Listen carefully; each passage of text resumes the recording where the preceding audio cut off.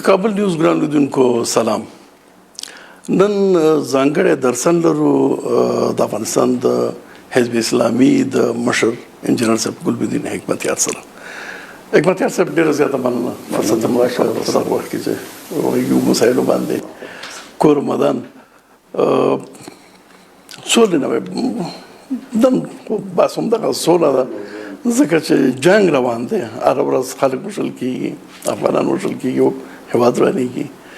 تهران غونډې نه وروسته یو هیله پیدا شوې وه ځکه مشترکه اعلامیه د تهران دغسې وه چې دواړه خواوې په دې پوهېږي چې جګړه څومره تاوان لري هېواد ته. بیا یو هیات قطر ته لاړ. ویل کېدل چې تاسو پخوانی رئیس جمهور ښاغلی صلاح الدین رباني یو شمېر نور مشران هم دې هیات سره تلل قطر ته. بیا لاړ نه شوئ، ولې؟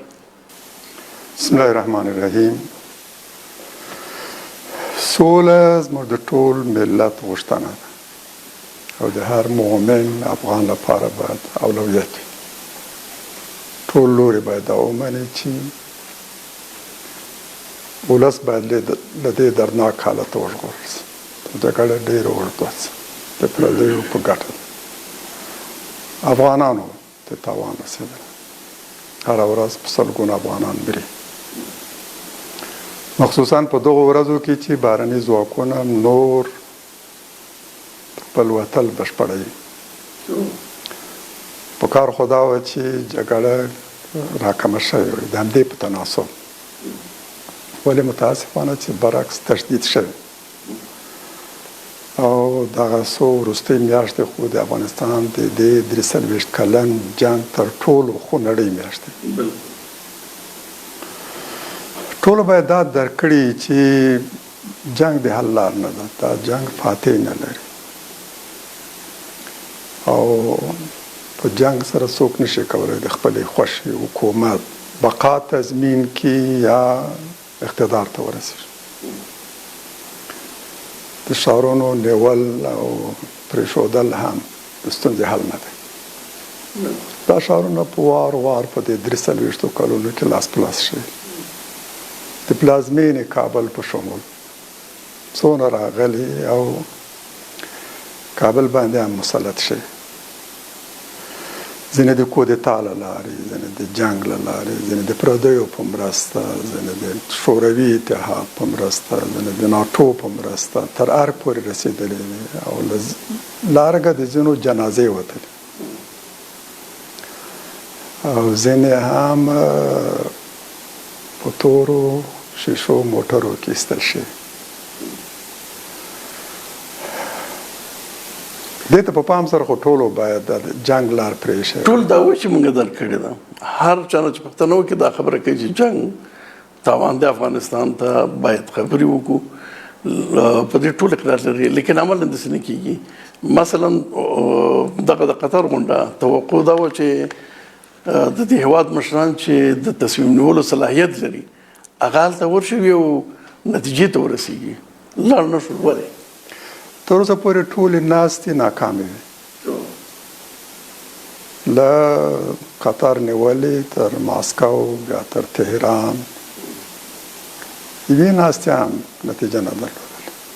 د ناکامي عوامل دي، دلایل دي.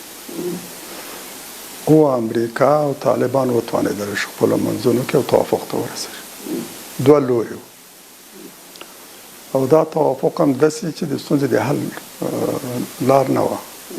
په دې سره ستونزه نه ده حل شوې، فقط یو مشکل شوی دی چې امریکایي ځواکونه افغانستان نه وځي او امریکایان هسې هم وتل، که دا معاهده نه وی شوې هم وتل او دوی په وار وار وتلي دي چې که دا معاهده ونه شي هم موږ وځو. لکه بایډن چې ویلی چې په سرې الفاظو ویل چې په هر صورت وځي. د دوی جنګ اوږد شوی و، په دې اوږده جنګ کې هغوی ډېر زیات تلفات لیدلي، مصارف، یو ستراتیژیک هدف هم نه دی ترلاسه کړی. دا یو ناکام جنګ و. د امریکا ولس هم نور نه غوښتو چې دا جنګ دوام وکړي او چې په د هر چا په سر کې عقل یې طبیعي دی چې دغسې یو ناکام جنګ دوام به نه غواړي، له دې نه د ځان ایستلو لار به غوره کوي. امریکایان هسې هم وتل.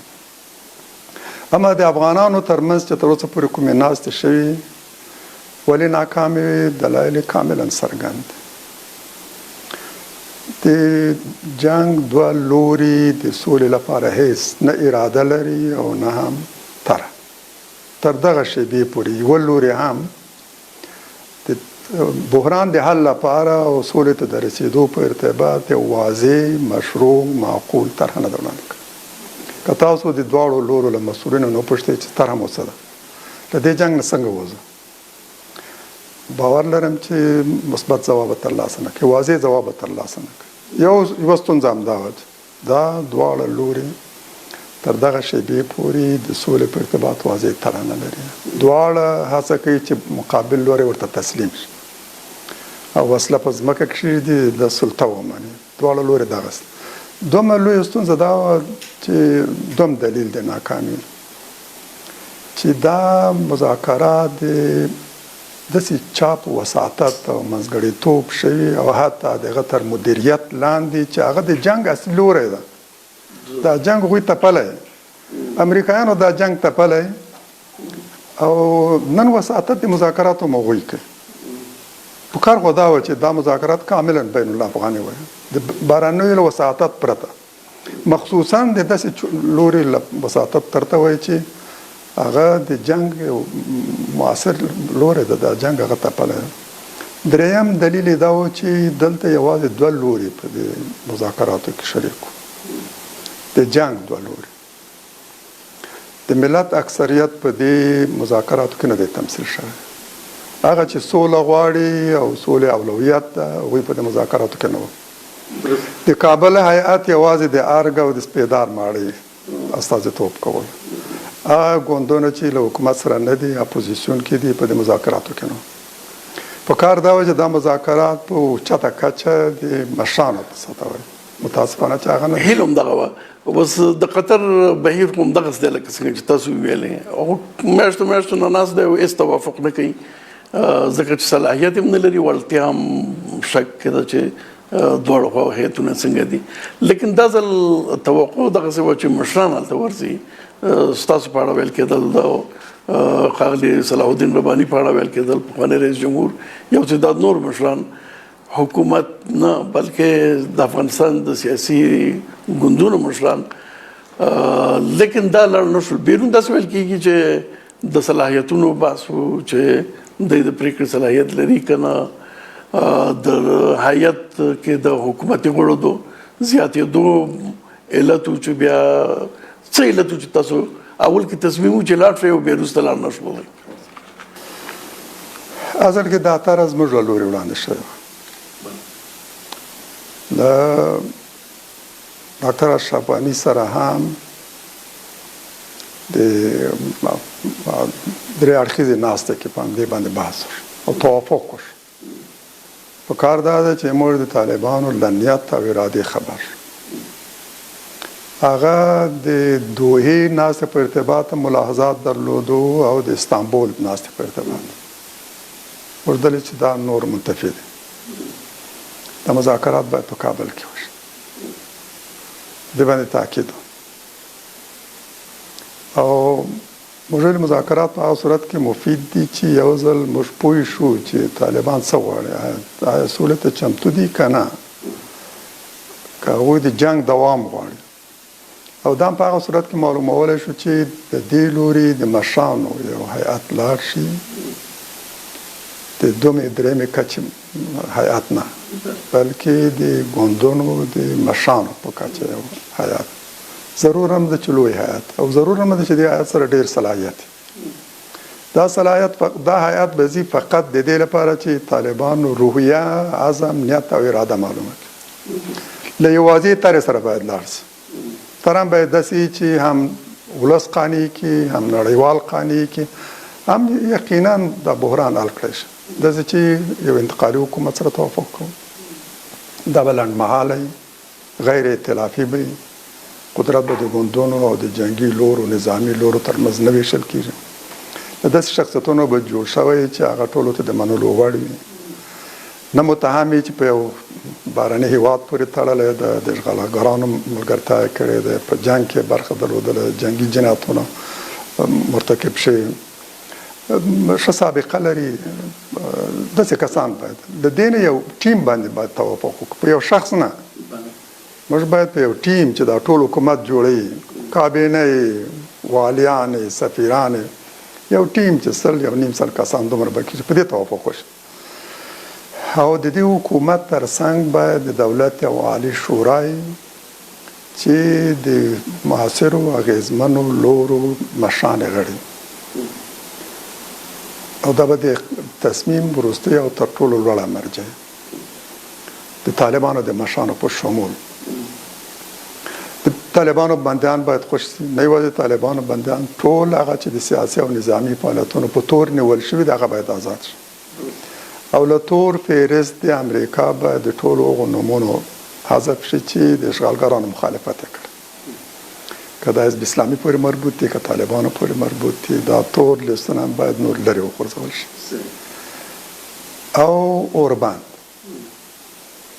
او دا چې د دې انتقالي حکومت په دوران کې به انتخابات ترسره کیږي د جمهوریت ریاست لپاره هم د پارلمان لپاره هم او د محلي شوراګانو لپاره هم د دغو انتخاباتو په نتیجه کې به موږ دا مجال او امکان ترلاسه کړو چې لوی جرګه دایر شي د ټول ملت ممثل یو مرجع چې هغه کولی شي په مهمو ملي مسایلو باندې لکه اساسي قانون د نظام څرنګوالی او نور مهم ملي مسایل دا مسایل قطعا نه باید اوس په دوحه کې او په تهران کې او په استانبول کې ورباندې بحث شي دا باید امکان هم نشته څوک یې مني هم کوم شریف افغان به دا ومني چې په دوحه کې دي یا په بل ځای کې دي د افغانستان برخلیک وټاکل شي د راتلونکي نظام او د اساسي قانون په ارتباط او اساسي قانون خو د بڑا مسله هم نه ده ډېر وخت ایجابوي یا تر وخت پورې به دا جنګ دوام کوي چې موږ په اساسي قانون باندې توافق ته رسېږو ائتلافي حکومت هم ممکن نه دی د نظام څرنګوالی هم باید لویه جرګه وټاکي د اساسي قانون په ارتباط هم هغه به په دې ترتیب به دغه مسایل موږ ټول محول کوو مستقبل ته دا د اسلامي طرحه دا زموږ طرحه دوی ورسره توافق وکړ طالبان ورسره توافق وکړ نه ښاغلی جمهور رئیس ښاغلی جمهور رئیس له دې سره توافق وکړ او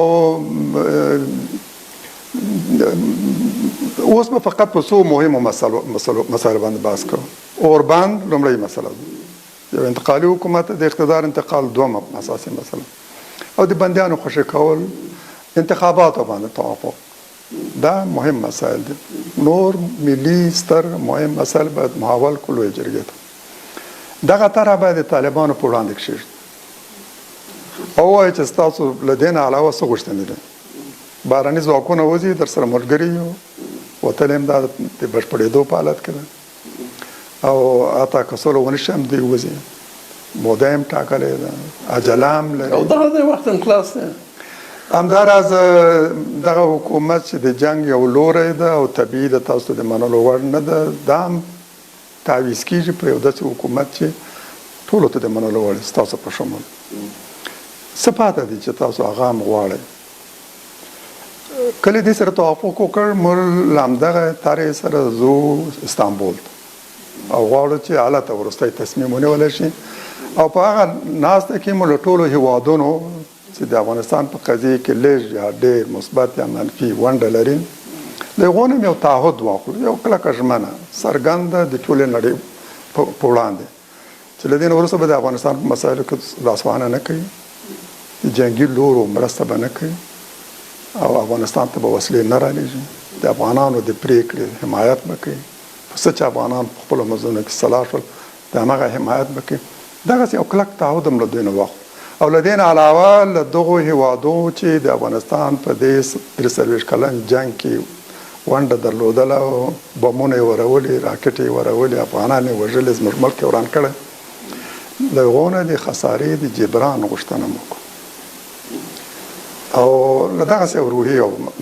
تصمیم سره لاړ شو توافق باندې و ښاغلی جمهور رئیس مې داسې احساس کړ چې عجله هم لري او له دې تلې سره له زړه نه موافق هم دی احساس مې هم داسې کړو او ویل یم چې دا ټول کار باید په 8 ورځو کې وشي او زه د عید په ورځو کې هم په دې باندې کار کوم دا دغه خبره ده چې په جلسې کې کړې چې زه د عید په ورځو کې هم په دې باندې کار کوم او همدغه پریکړه د یو تصمیم په توګه خپل ټیم ته اعلانوم. زه د جمهور رئیس په توګه له خپل ټیم سره دا موضوع شریکوم، خو نه د بحث لپاره، فقط د ابلاغ لپاره چې بس دا فیصله تصمیم یعنی تصمیم ورشه. زه هم ډېر خوشحاله یم چې خبره خلاصه ده، نو مشکل حل نه. په هر صورت متاسفانه دلته داسې لاسونه دي چې څه وشول دقیقا څه وشول چې تاسو منصرف شوئ، لاړ نه شوئ او ونه شو. او خو اجازه راکړئ چې دا زه واضح هم کړم چې ویلم چې ښه به دا وي که طالبانو ته بل ځای کې دغسې ناسته ممکن نه وه، مشران یې نه شو توانېدلی چې هغوی راشي په بل ځای کې ورسره وګورو، نو ښه به دا وي چې دا ناسته په پاکستان کې وشي. پاکستان سره باید خبره وشي چې همدغسې یو ناستې سره توافق وکړي او ضرور هم نه ده چې دا ناسته څرګنده وي، کیدای شي غیر مولانه او دا هیات هم چې ځي د پریکړې لپاره نه ځي، فقط د یو استمزاج لپاره ځي چې که وتوانېدلی شو خپلو منځونو کې توافق وکړو، بیا د فیصلې لپاره به ځو استانبول ته. دلته فقط یو استمزاج د طالبانو د روحي او نیت او ارادې د معلومولو لپاره. پاکستانیانو سره هم خبره وشوه، هغوی هم د استقبال وکړ پر ضد چمتو دي او خو هغه لوري چې د جنگ دوام غواړي، شرارت کوي، په جنگ کې خپلې ګټې لټوي، جنگ ډېر څه ورکړي دي، اشرافي ژوند، امکانات، هغوی طبیعي ده چې د سولې مخالفت کوي. په دې 43 کلونو کې چې کوم لوری د جنگ معنی و په دې 20 وروستیو کلونو کې او تر دې وړاندې هماغه لوری اوس هم فعال دی. هغوی خنډونه د حکمت یار صاحب یو جدي سوال کې ما درک کېږي، بخښنه غواړم. د کله نه چې دوحه کې توافق شوی د طالبانو او د امریکا ترمنځ او بین الافغاني خبرې شروع شوې دي، ګام په ګام همدغسې سبوتاژ شوي دي، همدغسې مشکل سره مخ شوي دي. هغه د واده لیست خبره تاسو ته په یاد ده او هغه نه نیولې د بندیانو خلاصول. اوس دا که رئیس جمهور دا کار نه کوي او که د رئیس جمهور ټیم کې بل څوک دي، خبره خو دا ده چې حکومت نه کوي. نو که دا حکومت د سولې هر کوشش ګام په ګام مخې نیسي، نو بیا به سولې ته څنګه رسیږو؟ یا که په ډېر مختصر شکل پوښتنه وکړم چې د دې حکومت په موجودیت کې سوله ممکنه ده که نه؟ د حکومت په موجودیت کې خو سوله ممکن ده. دا حکومت طالبان نه مني، دا د جنګ یو لوری ده، دا د اشغال محصول دی، مولود دی، اشغال پورې تړلی یو حکومت ده، د اشغالګرانو له لورې تپل شوی یو حکومت ده. د دې په موجودیت کې یقینا چې سوله نشي راتلی. دا حکومت باید تعویض شي په داسې یو حکومت چې ټولو لورو ته د منلو وړ. اما دا تعویض یې دلته حکومت خو یو لاره غواړي، یو توافق غواړي، یا به د جنګ د لارې کېږي چې هغه خو نه کېږي، بل سیاسي حل دی. سیاسي حل نو که حکومت مخه نیسي او برخه نه وي، منفي حکومت یو سیاسي حل پیدا کولی شو، مثلا طالبان سیاسي احزاب د یو نتیجې ته ورسېږي، داسې شی امکان لري؟ ښه صورت خو دا ده چې لومړی په دې لوري کې یو اجماع رامنځته شي، یو واحد موقف غوره شي او موږ د سولې یو واضح عملي طرحه ولرو چې ټولو باندې متفق وو او د هغه حمایت کوو. لومړی باید دا کار وشي چې تر اوسه پورې دا کار نه ده شوی. متاسفانه ځینې دا هڅه کوي چې داسې یو مرجع رامنځته نه شي چې د هغوی صلاحیت محدود کړي، د ویتو حق له دوی نه واخلي. د دې مرجع رامنځته کېدو سره هغوی مخالف دي. که د مشرانو یو دغسې یو غونډه جوړیږي او د واک هغه ته سپارل کېږي چې لږ تر لږه دا د جنګ او د سولې په ارتباط وروستۍ پرېکړه به همدا کوي، فکر کوي چې دا له دوی نه د ویتو حق سلبوي. د همدې لپاره د دې مخالفت کوي.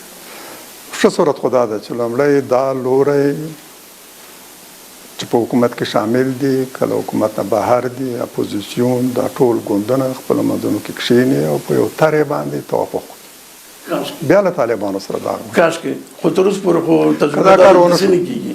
که دا کار ونه شو، پکار دا ده چې سیاسي ګوندونه چې د هر یوې د ملت یوې برخې استازیتوب کوي، خپل اغېز لري، دا کښېني، هغوی خپل تصمیم ونیسي. له طالبانو سره هم خپله خبره واضح مطرح کړي او د حکومت له لوري سره او زه ګمان کوم دا هم د حل ولا طالبانو سره همدغسې یو هیئت لاړ چې خبره دا کړه تاسو ول نه کوئ د یو حزب په توګه چې په افغانستان کې خپل اغېزم لري زم لري تاسو یو تاریخ خبره مو کړله مخکې په تفصیل تشریح کړله دغه تاریخ په اعتقاد باندې اوس که حکومت همکاري وکړي خو ډېره اعلی خبره ده مکلفیت دی صلاحیت دی او امکاناتو دغه سره شته دی خو که حکومت نه کوي حکومت کېدای شي صادق وي حکومت کېدای شي خاین وي دا خو بیل بحث دی نو هر څه خو باید سړی حکومت ته پرېنږدي دا وطن خو زموږ دی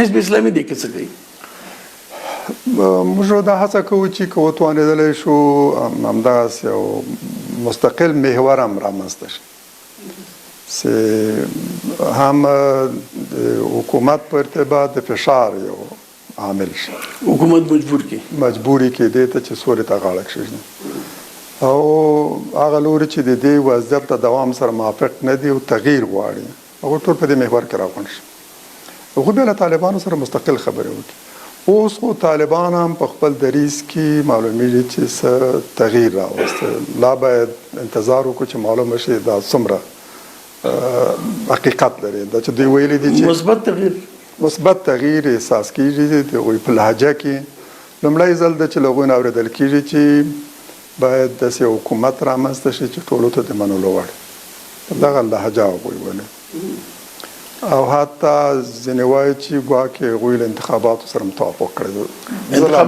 زه لا متیقن نه یم ولې ځینې وایي ځکه دا ډېره غټه خبره ده که دا دواړې خبرې طالبان ومني زه فکر کوم نور بیا داسې مشکل نه پاتې کېږي چې توافق ته رامنځته نه شي دا سره نظامي اوس پاته د ارګ او دا لوری د حکومت چې هغه هم د طالبانو د دریځ په وړاندې یو واضح او مثبت موقف غوره کړي هغوی دې ته چمتو دي چې ویلي دي علالاقل د دوی ویاندویانو ویلي دي چې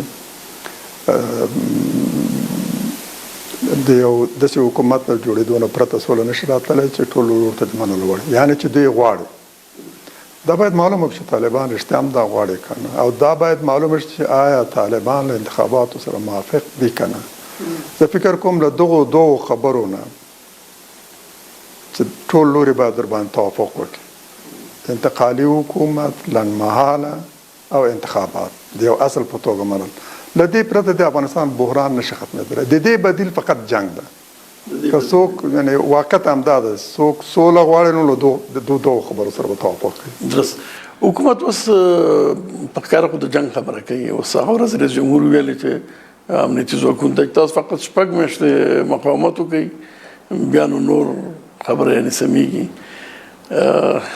تاسو فکر کوئ جنگ د لارې زور د لارې نه اوسنی نظامي وضعیت چې دی او حکومت چې په کوم موقعیت کې دی د شپږ میاشتو کې به څه معجزه وشي د دې پرېکړه خو سړی د تېرو شپږو میاشتو په رڼا کې کولی شي په دغو تېرو شپږو میاشتو کې هغوی څه مخکې تګ کړی او څه لاسته راوړنه ولري داسې چې دا سرتېری هم ورباندې قانع شي چې او موږ مخکې تللي یو څو خطوې او قدمونه او ګامونه وړاندې تللي څه لاسته راوړنه لرو نو کېدای شي راتلونکي شپږو میاشتو ته انتظار وکړي او هیله من وي موږ خو وضعیت دې عکس کوو د نن وضعیت د حکومت له شپږو مخکنیو میاشتو سره نشي مقایسه کولی هغه مخکې خو د دوی څو ولسوالۍ په لاس کې تقریبا د ټولو ولسوالیو مراکز د دوی په لاس کې امانن نیمایي ولسوالۍ دوی له لاسه ورکړي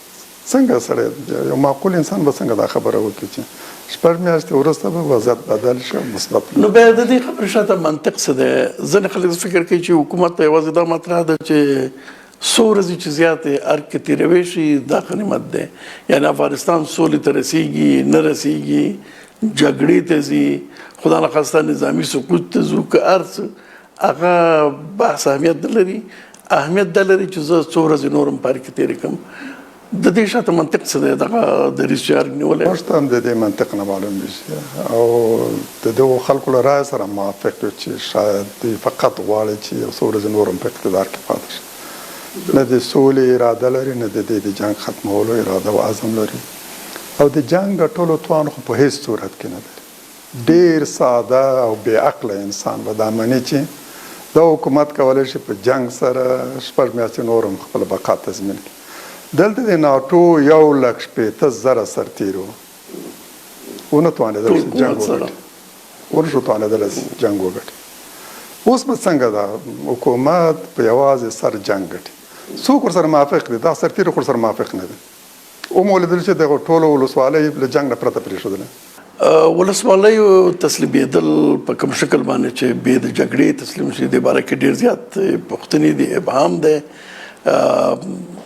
لومړی معاون وایي چې دا یو استخباراتي راز دی، یعنی استخباراتي لوبه ده. څه استخباراتي لوبه ده؟ اوس یوه لنډه دمه لرو، دمې نه وروسته په دې باندې بحث کوو.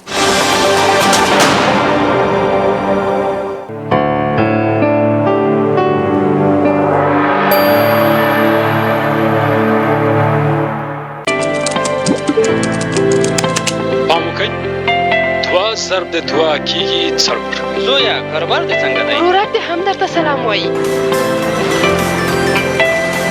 د اتصالات میاشتنۍ انټرنیټي کڅوړې ستاسو د اړتیا سره سمې جوړې شوې دي.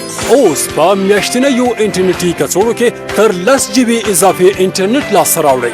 د خپلې خوښې کڅوړه همدا اوس فعاله کړئ او له اضافي انټرنیټ څخه د 10 ورځو لپاره خوند واخلئ. اتصالاتو سره راتلونکی ستاسو دی. د نړۍ ګوټ ګوټ ته په چټکه د پیسو لیږد. تhank you. ډاډه یم له دې مخکې چې د کافي ګلاس مې خلاص شي، هغه پیسې مې چې افغانستان ته استولې دي کورنۍ مې ترلاسه کوي. ویلې مې نه وو. اوس تاسې کولی شئ د افغانستان اسلامي بانک د منیګرام شبکې له خدمتونو په استفادې د دغه بانک له ټولو څانګو په چټکه او ټیټه بیه خپلې پیسې له هیواده بهر ته واستوئ او یا هم ترلاسه کړئ. د دغه ځانګړې اسانتیا ځانګړنې تجربه کړئ او تل ځان له خپلې کورنۍ او عزیزانو سره احساس کړئ. د افغانستان اسلامي بانک د منیګرام خدمتونه تاسې له خپلو عزیزانو سره نږدې کوي.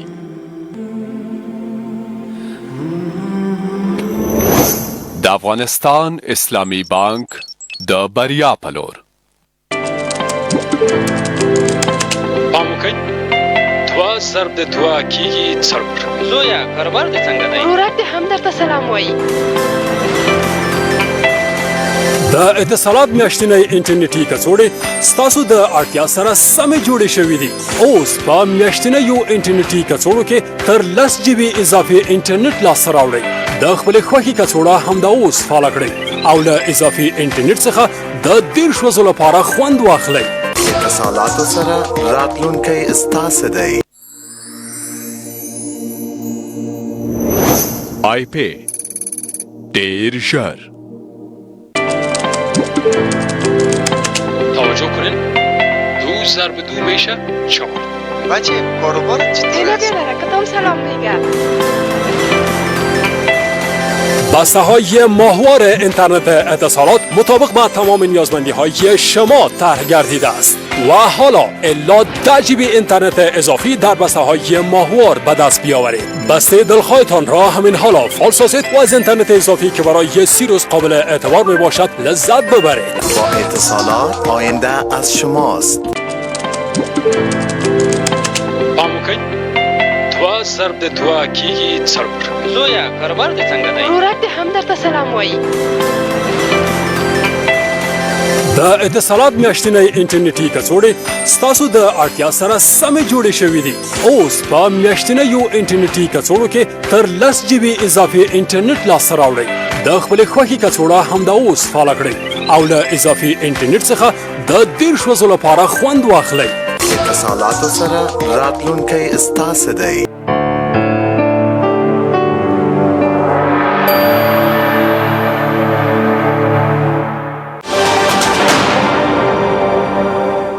حکمت صاحب د ولسوالیو سقوط یو غټ ابهام ورسره عمل کړی دی.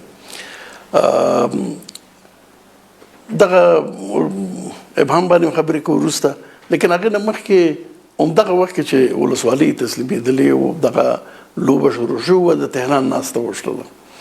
تهران ناسته نه بیرته بیا دا امید پیدا شو چې د قطر د ناسته لیکن قطر ناسته ناکام شول څنګه تاسو ویلي ځینې خلک داسې فکر کوي چې دا ناسته چون د ایران په ابتکار وه او حکومت او شاید امریکا نه غوښتل چې د ایران په ابتکار ناسته دی یو نتیجه ولري مخه ونیول لکه څنګه امریکایانو خاص مخالفت نه دی ښودلی د تهران ناسته زه ګمان کوم تر ټولو ناستو ناکامه ناسته په کوم دلیل دلیل یې دا چې یو خو دواړو لورو د دومې درېیمې کچې هیاتونه لېږلي ټیټ رتبه هیات دواړو ټیټ رتبه هیاتونه لېږلي او د خبرو په دوران کې هم لیدمو چې ایران په داسې حال کې چې ایراني مسؤلین چارواکي مخصوصا خارجه وزیر ګډې ناستې ته په خپل خطاب کې وایي چې د طالبانو ستاینه کوي او په دې بریا کې هم ځان شریک کړي په دې بریا کې ځان شریک کړي چې یعنی طالبان یوازې نه وو موږ هم در سره ملګري وو په دې کې شریک وو او په داسې حال کې چې خواته د اشغالګرانو ملګري هم ناست نو دا د طالبان په حیثیت هم د هغوی په وړاندې دا خبره کوي او د طبیعي دی چې طالبانو ته هم دا د منلو وړ نه وه چې هغوی دغسې یو څه وایي چې په دې بریا کې هغوی هم ورسره شریک دي په هر صورت هلته فقط یو کار شوی دی چې ایران توانېدلی وښیي چې دا ظرفیت هم لري چې کولی شي دا دواړو لوري سره راغونډ کړي او طالبان هم دې ته چمتو کې او د کابل حکومت هم چې راشي تهران کې وناست ولري فقط همدومره او خو دا بل مقابل لوری هم وایي چې موږ هم دا ظرفیت لرو چې به یې درته ناکامه کړو خو هغوی نه دي ناکام کړي اصلا دا ناسته او ترکیب یې خپله یو ناکامه ناسته راځو اصل ولسوالیو تسلیمېدل ته دغه نظامي قوت چې طالبان وس لري دا مخکې نه هم درلود کوم اضافه پکې خاصه نه ده شوې درسته ده چې امریکایان وتې دي لیکن د ملي اردو قوت هغه کې کوم داسې فوق العاده تغییر نه دی راغلی دغه څه موده مخکې د دې ولسوالۍ نیول تقریبا ناممکن کارو ګران کارو دواړو خواته افغانان جنګېږي افغانان چې جنګېږي خو بیا جنګېږي څه وشول چې یو وارې او بیا ډېر زیاتې ولسوالۍ بې د جګړې مخالفینو لاسته ورغلی استخباراتي راز چې امرالله صالح یادونه کوي څه شی دی څه لوبه روانه ده هغه چې وایي د دې تر شا یو استخباراتي لوبه او رمز و رښتیا وایي حقیقت همداسې یو عامل یې هم همدا و د دې تر څنګ یو بل عامل هم لري یو خو عمومي روحیه داسې جوړه شوه چې امریکایان بهرني ځواکونه ناټو په مجموع کې په داسې حالت کې وتل چې لکه د غلو په څېر د شپې په تیاره کې ګروپونه یې هم خاموشه ول کابل حکومت ته یې اطلاع نه ده ورکړې هغه هم سبا خبر شوی او دا هم نه دی ورته ویلي چې موږ وځو تاسو خپل بندوبست وکړئ په موږ باندې نور حساب مه کوئ موږ وتل حتمي دي دا ځای درته پرېږدو ځان چمتو کړئ لږ ته لږه تیار وایي علاقل دومره کار شوی وي چې د دوی د وتلو نه سم هغوی داخل شوي وي او ځینې هډې تالان شوي نه وي چې وشي لکه چې وشي سرتیرو هم تر ډېره حده پورې حکومت په مجموع کې او امنیتي ځواکونه ټول تر ډېره حده پورې په بهرنیو ځواکونو باندې متکي وو چې هغوی هم وځي طبیعي ده چې په مورال باندې به منفي اغېز کوي روحیه د جنګ کمزوري کېږي د مقاومت روحیه کمزوري کېږي یو خو دا عامل له دې نه علاوه هماغه استخباراتي لوبه داسې وه چې اصلا دوی غوښتل یو شمېر محدود ولسوالۍ او مراکز تخلیه کړي تر څو امریکا ته او د هغوی اروپایي انډیوالانو ته وښیي چې که تاسو په عجله سره وځئ نو نتیجه به دغه چې ولسوالۍ هم د طالبانو له یو یې تولید کې چې طالب راغی روان دی بس طالب به راځي حکومت به نیسي همداسې ولسوالۍ به یو په بل پسې د جنګ او مقاومت نه پرته د طالبانو لاسته ورسي دوی غوښتل چې دغسې یو لوبه وکړي او دا کار وشو داسې وخت کې چې ډاکټر اشرف غني روانو امریکا ته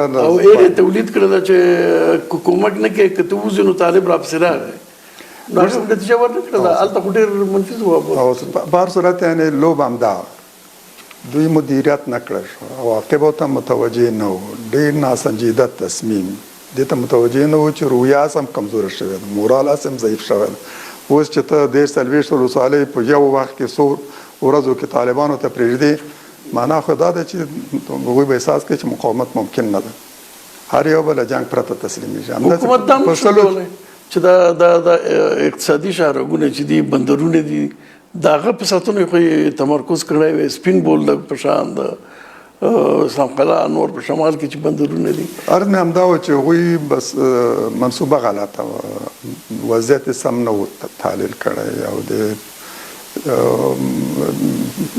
یو ناکام یو غلطه لوبه یې کړې ده چې نتیجه یې معکوس وه د دې په ځای چې دوی څه مثبت نتایج ترلاسه کړي معکوس نتایج یې درلوده موږ هم منتظر یو چې وګورو د امریکا موقف به څنګه وي دا لوبه به همداسې تاثیر ولري که نه خو چې ومولیدو پنټاګون دا اعلامیه ورکړه چې موږ د ولسوالیو د تسلیمېدو دا بهیر په سرعت سره دا تر نظارت لاندې نیولی ده او په دې باندې هم غور کوو چې څنګه له حکومت سره مرسته وکړو خو زموږ په وتلو باندې اغېز نه لري یعنې چې همدې ته له همدې نه مې درک کړله چې پنټاګون هم دې ته متوجه شوی چې دا یو استخباراتي لوبه ده ځکه هماغه اعلامیه کې دا مطلب ځینې خلک داسې فکر کوي چې دغه وتل ولسوالیو تسلیمېدل شروع شول یو حد پورې ورسېدل چې تقریبا ډېر زیات او عمدتاً شمال کې ولسوالۍ ډېر ستراتیژیک موقعیتونو وسلوال طالبانو لاسته ورسېدل یو مرحلې ته چې ورسېدل بیا د هغه نه وروسته امریکا اوس ګوره مداخله یې وکړه نظامي عملیات یې وکړل او په سیاسي لحاظ باندې هم دا خبره کوي چې باید مخې ونیول شي نو یو برلاسۍ طالبانو ته ورسوه او د هغه نه وروسته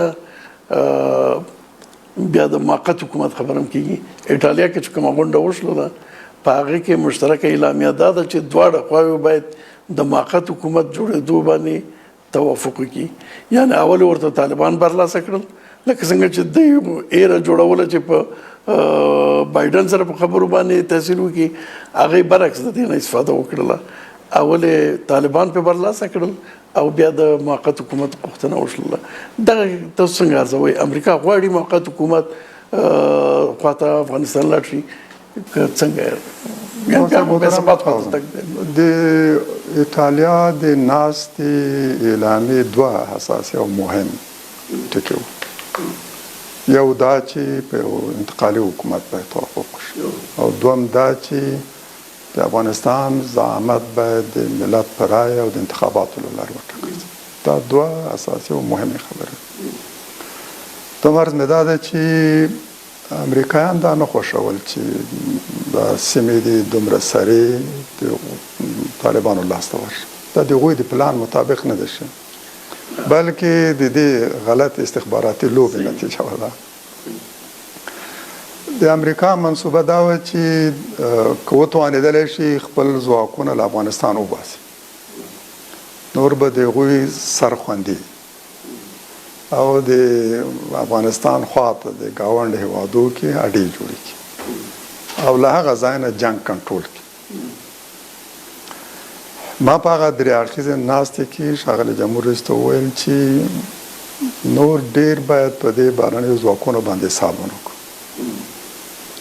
هغوی دلته وو مشکل حل نه کړی شو جنګ یې مهار نه کړی شو د بهر نه دې څنګه مهار کړی شو او دا هم لا معلومه نه ده چې هغوی په دې ګاونډ هیوادو کې ماډې ترلاسه کولی شي که نه ومولید چې پاکستان مخالفت وکړه ازبکستان سر خوځولی و خو د روسانو تهدیدونه او اخطارونه د دې باعث شو چې وځنډېږي اوس له لرې واټن هغوی غواړي چې د ډرون طیارونو په استفادې سره که وکولی شي جنګ مهار کړي او د طالبانو د مزید مخکې تګ مخنیوی وکړي او دا کار ممکن هم دی. واقعیت دا دی چې اوس طالبان راغونډ شوي دي په ښارونو کې، مخکې خواره واره وو، اما اوس راغونډ شوي دي. که امریکایان دا لار غوره کړي نو دا به په طالبانو باندې لوی فشار متمرکز شوي دي، تلفات به هم زیاتېږي. چې حتما به طالبان دې ته متوجه عامي چې که داسې وشول چې هغوی یو شمېر ولسوالۍ له لاسه ورکړي او دا بهیر هم تسریع شي زر یو شمېر مراکز چې دوی نه ولې له لاسه ورکړي او په دې ښارونو باندې هم چې هغوی بریدونه پیل کړي دي لکه قلعه نو، لکه میمنه، تعلقان، فیض آباد، کندوز، لغمان، غزنی او ګڼ شمېر نورو ځایونو کې چې کندهار کې هم هغوی لاس کندهار محاصره چې که دلته هم هغوی ونه شي توانېدلی چې دا ښارونه ونیسي چې ماته ګران هم برېښي. د لویو ښارونو نیول شاید آسان اما ساتل ګران دی، مخصوصا چې د مقابل لوري په اختیار کې هوایي ځواک هم یو معاصر هوایي ځواک. له امریکا سره هم د هغوی تعهد دا ده چې ښارونه به نه نیسي. له ښارونو هم د هغوی مراد په دې معاهدې کې د ولایاتو مراکز دي، ځکه تر اوسه پورې طالبان وایي چې موږ په ښارونو باندې عملیات نه دي کړي. لیکن د قندهار کې څه روان دي؟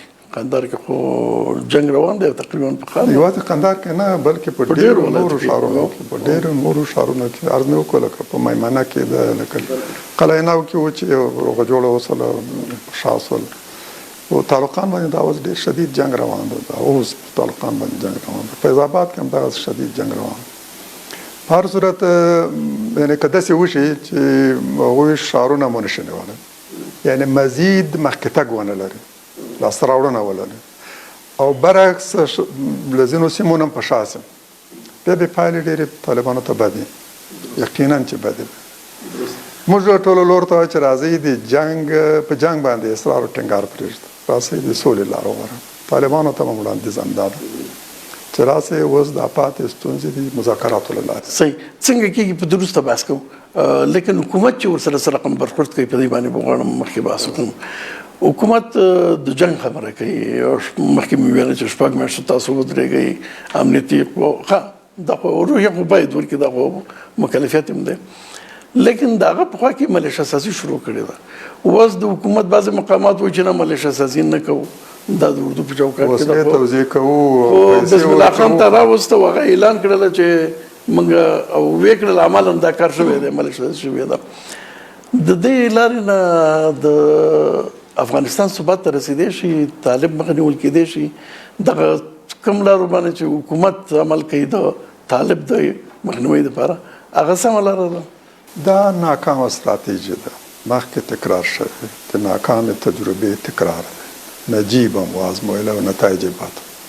د هماغو په لاس د هغه اقتدار نسکور شو چې د ناکامه تجربه ولې تکراریږي؟ شاید وجه دا یې بل بدیل نه لري، ځینې نور فکر کوي اوبو په سر اخیستی دي. افغانستان خو د توطیې وطن دی که نه، ځینې دغه فکر کوي چې ډېر منظم شکل باندې دغه ته زمینه مساعده شلله، ایره تولید شلله چې دغه د طالب راځي نو طالب مخنیوی کومه لاره ده، هله ملیشې جوړې کوي. په حقیقت کې مخکې حکومت و، امریکایان خو وتل د خیر په غونډه یې ناست دي، طالب و حکومت سره جنګېدل. اوس سیاسي احزاب دا ملیشې خو د سیاسي احزابو ډلو ملاتړ لري شاته او هغه یې د ځینو نورو هېوادونو ملاتړ لري شاته. اوس نو دې جنګ کې نوي فرقونه رامنځته شول، دا ملیشې خو یوازې ملیشې نه پاتې کېږي.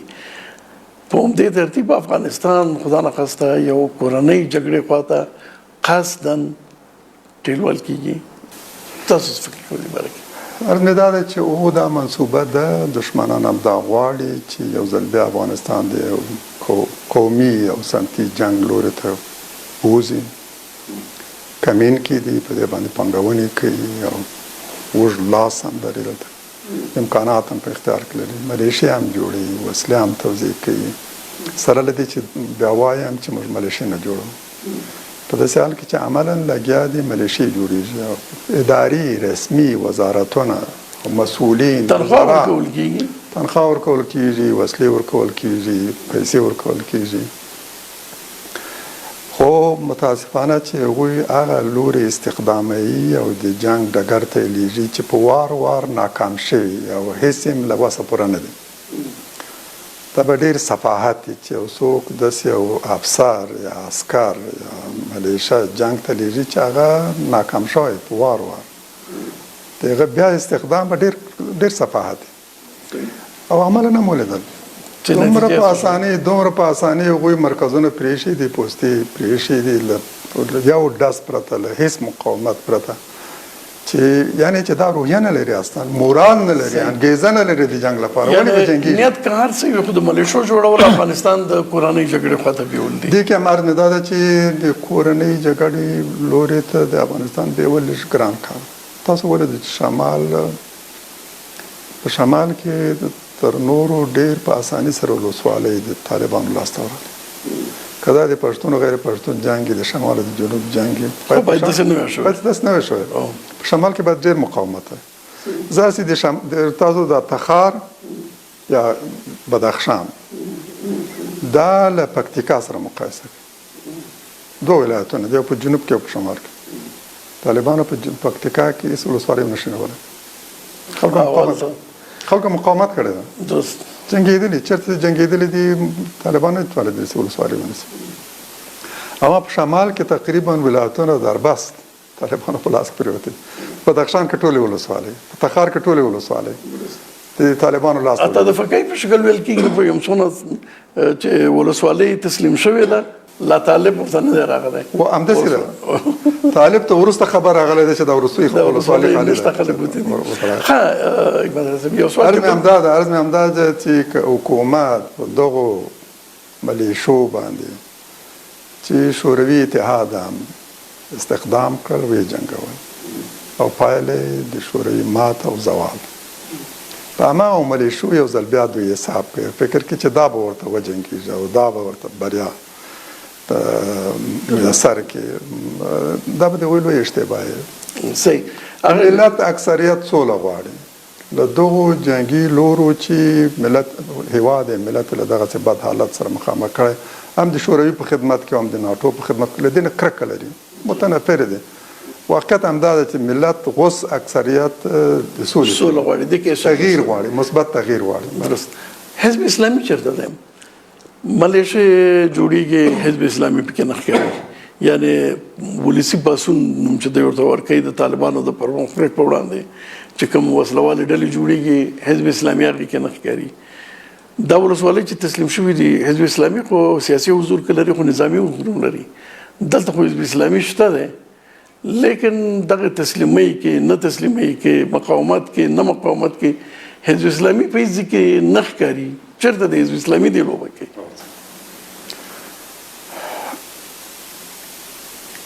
حزب اسلامي تصمیم دا ده چې نه د یوه لوري په څنګ کې د بل خلاف وجنګېږي او نه د بل په څنګ کې، نه د حکومت په څنګ کې د جنګ اراده لري او نه د طالب په خوا کې. موږ د جنګ مخالف یو، د دې اوسني جنګ په نتایجو هم باور نه لرو او په تقدس یې هم. موږ خپلو مجاهدینو ته ویلي، متحدینو ته، چې د یو لوري ملګرتیا به هم نه کوو. حکومت هڅه کړې ده زموږ ګڼ شمېر قماندانانو ته په مختلفو ولایتونو کې وړاندیزونه کړي دي چې وسلې واخلئ، د خپلې سیمې نه د دفاع په خاطر، خپل ځان نه دفاع له خپل ځانه دفاع وکړي. موږ هغوی ته ویلي چې دا کار مه کوئ. باید په داسې وخت کې د حکومت ملیشې نه شي چې هغه بس ټغر په ټولېدو ده، کښتۍ هم سوریه د غرقېدو په حالت کې. تاسو اوس په داسې یو کښتۍ کې سپرېږئ، دا غلطي به نه کوو. او طالب سره طالب ته هم ویلي، ورونو ته هم ویلي چې طالب په خلاف هم مه جنګېږئ، طالب په څنګ کې هم د کابل حکومت په خلاف مه جنګېږئ. طالبانو ته هم ویلي دي چې اعلان وکړي تاسو یوازې د حکومت او د هغوی د امنیتي هغو ځواکونو په خلاف جنګېږي چې ستاسو په خلاف جنګېږي له نورو سره جنګ پلان او اراده نه لري.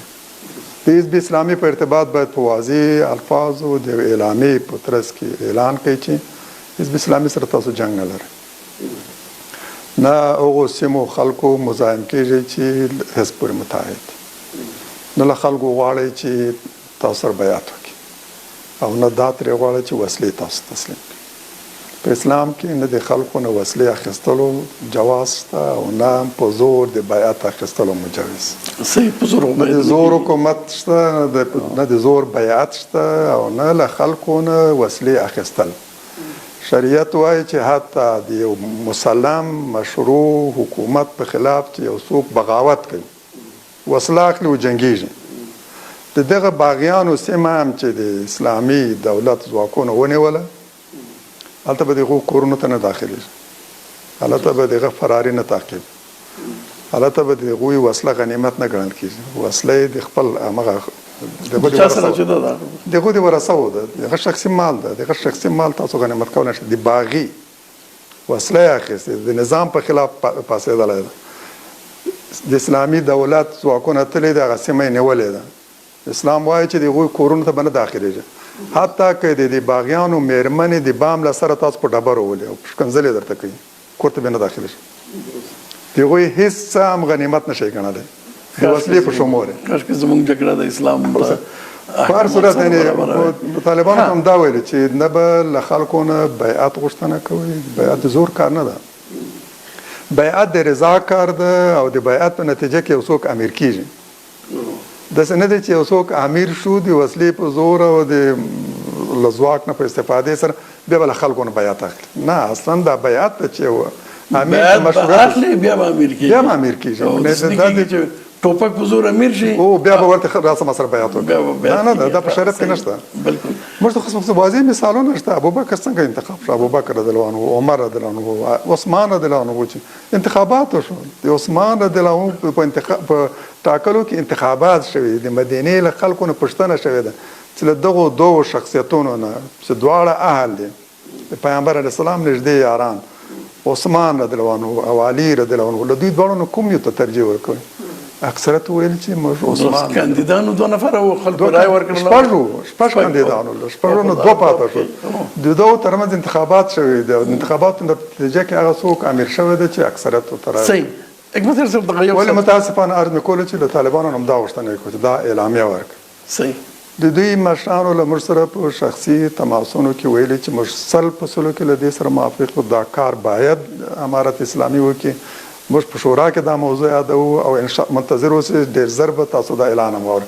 موږ ته دغه ځواب راکړل. صحیح. خو لا اعلان رسما هغوی دا اعلان ونه کړ. درست.